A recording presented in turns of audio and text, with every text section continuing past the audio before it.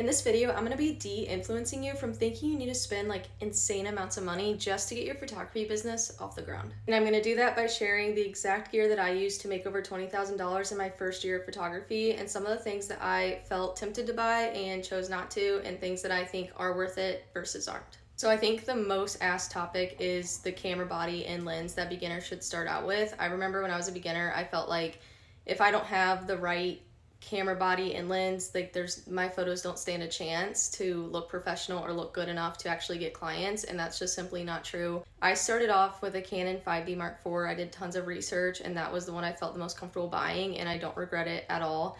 I love that camera. I still have it as my backup. Now I upgraded to the R6 when my budget got bigger, but when I started, I had like no extra money to put towards it. I didn't know if it would go anywhere, so I didn't want to spend too much. So I got on keh.com.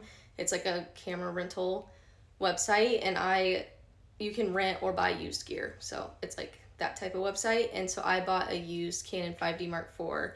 And then I also got a 24 to 70 millimeter lens. And that was like my setup. Obviously the mirrorless is upgraded and takes better photos. So if you can afford it, great. But you certainly can run a business off of a DSLR camera.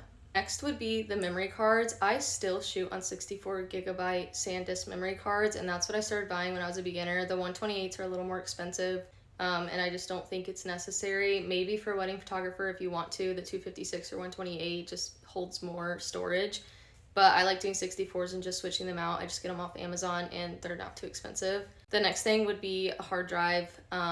Definitely needed a hard drive just to back up the photos because you need to keep your photos safe. They're like around $100, so that was one thing I remember feeling like this is a little pricey, but there was not like cheaper options that I could trust enough. The next thing is the flash. I, for almost a year, only had one flash. I didn't buy a backup. It just felt like an extra like $300 that I didn't have to spend. You don't need to invest in like an external lighting setup. Like I think that was something I was always confused about. I felt like I wasn't gonna be able to take good like reception photos at a wedding if I didn't have like an external light setup figured out, and that is kind of expensive, so I never got into that. Didn't buy presets for like the first 6 months of photography until I found one that I really wanted, and then I bought one and I've stuck with it. I still use it. So at the end of the day, it's all about how you treat your clients, how well you can work with lighting, how good your posing is, and how good the photos are that you deliver.